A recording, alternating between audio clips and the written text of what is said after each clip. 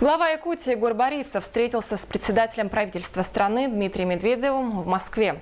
В ходе рабочей встречи обсуждались вопросы методики распределения субсидий из федерального бюджета, реализации федеральной программы «Жилье для российской семьи».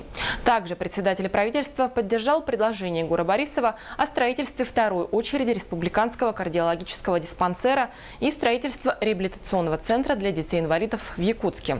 Не остался без внимания вопрос строительства мостового перехода через реку Лену в районе Якутска на концессионной основе.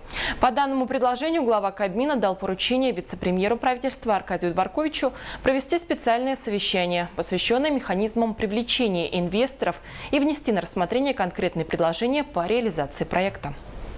Мы вернулись к теме строительства моста через реку Лена, и Дмитрий Анатольевич с пониманием отнесся. И мы предложили о том, что строительство моста через реку Лена должно осуществляться более удобными для и бюджета Российской Федерации или субъекта Российской Федерации механизмом.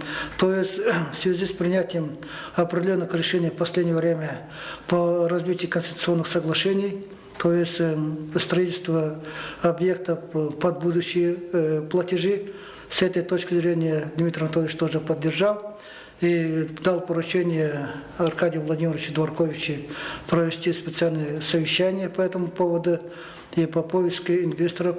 В частности, речь шла о китайских инвесторах, которые могут идти на такой механизм, и провести эту встречу и подготовить конкретные предложения для премьер-министра.